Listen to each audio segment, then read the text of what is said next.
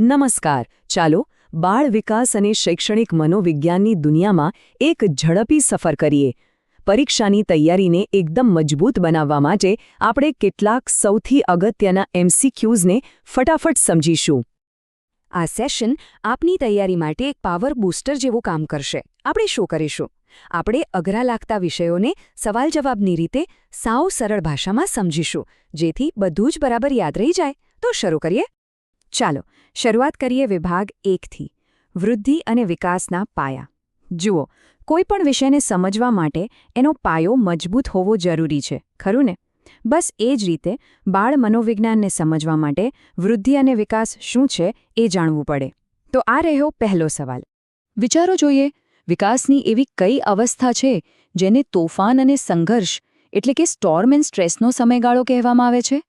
એવો કયો તબક્કો છે જ્યાં મનમાં લાગણીઓનું વાવાઝોડું ફૂંકાતું હોય? શૈશવ, પૂર્વ બાલ્યાવસ્થા, તરુણાવસ્થા કે પછી ઉત્તર બાલ્યાવસ્થા? આ સવાલ તો વારંવાર પૂછાય છે. અને સાચો જવાબ છે સી, તરુણાવસ્થા. કેમ? કારણ કે આ એ જ સમય છે જ્યારે શરીરમાં અને મનમાં એકસાથે અનેક ફેરફારો થતા હોય છે. પોતાની ઓળખ બનાવવાની મથામણ, મિત્રોનો પ્રભાવ અને ભવિષ્યની ચિંતા, આ બધું ભેગું મળીને મનમાં એક તોફાન મચાવે છે. એટલે જ આ તબક્કાનું આવું નામ પડ્યું છે. સરસ. હવે એક બીજો પાયાનો સવાલ. જ્યારે આપણે કહીએ કે વિકાસ થઈ રહ્યો છે, તો એનો ખરો અર્થ શું? શું એ ફક્ત બાળકની ઊંચાઈ કે વજન વધવા જેવી માપી શકાય એવી બાબત છે, કે પછી તેની સમજ અને વિચારવાની રીતમાં જે બદલાવ આવે છે એ છે, કે પછી આ બંનેનું મિશ્રણ છે? બિલકુલ સાચો જવાબ છે સી, બંને. ચાલો આને એક ઝાડના ઉદાહરણથી સમજીએ. ઝાડ મોટું થાય, એની ડાળીઓ વધે, એ થઈ માત્રાત્મક વૃદ્ધિ. પણ એ જ ઝાડ પર મીઠા ફળ આવે, એ થઈ એની ગુણાત્મક પરિપક્વતા. માનવ વિકાસ પણ બસ આવો જ છે, જેમાં વૃદ્ધિ અને પરિપક્વતા બંને સાથે સાથે ચાલે છે. હવે આવીએ વિભાગ 2 પર, શીખવાના મુખ્ય સિદ્ધાંતો. હવે આપણે એ મહાન વિચારકોની વાત કરીશું જેમણે આપણને સમજાવ્યું કે બાળક ખરેખર શીખે છે કેવી રીતે. બોધાત્મક વિકાસ એટલે કે બાળક કેવી રીતે વિચારે છે, તર્ક લગાવે છે અને આસપાસની દુનિયાને સમજે છે. આ ક્રાંતિકારી વિચાર પાછળ કોણ હતું? જીન પિયાજે, કોહલબર્ગ, બ્રુનર કે પછી વાયગોત્સ્કી? સાચો જવાબ છે એ, જીન પિયાજે.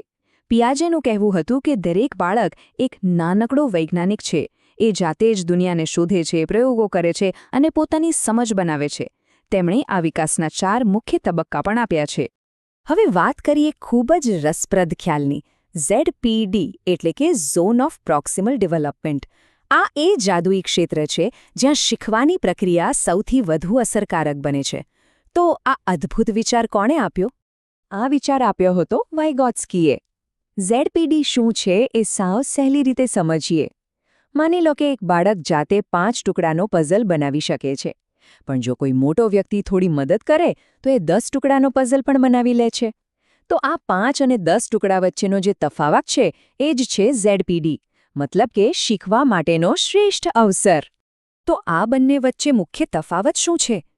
પિયાજે મુજબ બાળક એકલું જ જ્ઞાનનું સર્જન કરે છે, જ્યારે વાયગોટ્સ્કી માને છે કે બાળક બીજા લોકો અને સમાજ સાથે વાતચીત કરીને શીખે છે.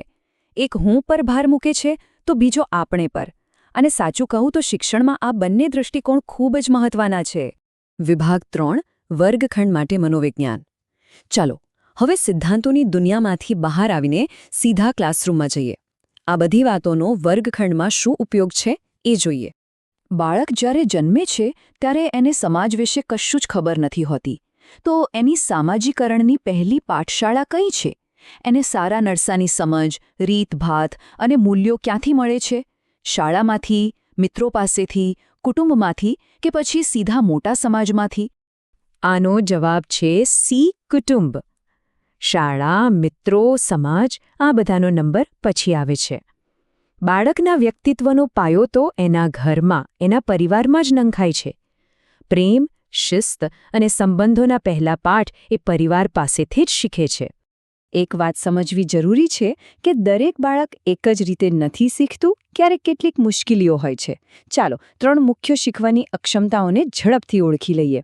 ડિસ્લેક્સિયા એટલે વાંચવામાં તકલીફ, ડિસ્કેલ્ક્યુલિયા એટલે ગણિતના આંકડાઓ સાથે ગડમથલ અને ડિસ્ગ્રાફિયા એટલે લખવામાં મુશ્કેલી. યાદ રાખજો, આ બુદ્ધિની કમી નથી, પણ મગજની માહિતીને સમજવાની એક અલગ રીત છે. અને હવે વિભાગ 4 મૂલ્યાંકન અને શિક્ષણ પદ્ધતિ. આપણે જે પણ શીખ્યા એને ભણાવવાની સાચી રીત કઈ અને બાળકોએ કેટલું શીખ્યું એ કેવી રીતે જાણવું એની વાત હવે કરીશું. આજે દુનિયાભરમાં નાના બાળકો માટે કિન્ડરગાર્ટન પદ્ધતિ ખૂબ જ પ્રચલિત છે. જેણે રમત-રમતમાં શિક્ષણનો પાયો નાખ્યો એ પદ્ધતિના શોધક કોણ હતા? સાચો જવાબ છે એ ફ્રેડરિક ફ્રોબેલ. એમની ફિલોસોફી કેટલી સુંદર હતી. એ કહેતા કે બાળકો બગીચાના નાના છોડ જેવા છે અને શિક્ષક એક માળી છે જેને એમને પ્રેમથી ઉછેરવાના છે. એમનો રમત દ્વારા શિક્ષણનો ખ્યાલ આજે પણ એટલો જ મહત્વનો છે. અને હવે છેલ્લો સવાલ, જે મૂલ્યાંકન સાથે જોડાયેલો છે અને પરીક્ષા માટે તો ખૂબ જ અગત્યનો છે. શિક્ષણ પદ્ધતિમાં એક મોટો ફેરફાર લાવનાર CCEનું પૂરું નામ શું છે? સાચો જવાબ છે એ સતત અને સર્વગ્રાહી મૂલ્યાંકન. આ શબ્દો જ બધું કહી દે છે. સતત એટલે આખા વર્ષ દરમિયાન અને સર્વગ્રાહી એટલે ફક્ત ભણતર જ નહીં પણ રમતગમત, કળા અને બીજા કૌશલ્યોનું પણ મૂલ્યાંકન. આનો હેતુ બાળકના સર્વાંગી વિકાસને જોવાનો છે, ફક્ત માર્ક્સને નહીં. તો આ આખી ચર્ચા પછી એક વિચાર આપના માટે. એક શ્રેષ્ઠ શિક્ષક બનવા માટે આમાંથી શું સૌથી વધુ જરૂરી છે? પિયાઝેનો બાળકને જાતે શોધવા દોનો સિદ્ધાંત, વાયગોટ્સ્કીનો સાથે મળીને શીખોનો સિદ્ધાંત કે ફ્રોબેલનું રમત દ્વારા શિક્ષણ? આનો કોઈ એક જડ જવાબ નથી, પણ આના પર વિચારવું એ જ એક સારા શિક્ષક બનવાની નિશાની છે. આશા છે કે આ ઝડપી પુનરાવર્તનમાં મજા આવી હશે અને ઘણું જાણવા મળ્યું હશે. જો આપને આ ગમ્યું હોય તો અમારી ચેનલ ગુજરાતી સાહિત્યને સબસ્ક્રાઇબ જરૂર કરજો. અને જે મિત્રો તૈયારી કરી રહ્યા છે એમના સુધી આને પહોંચાડજો. ફરી મળીશું.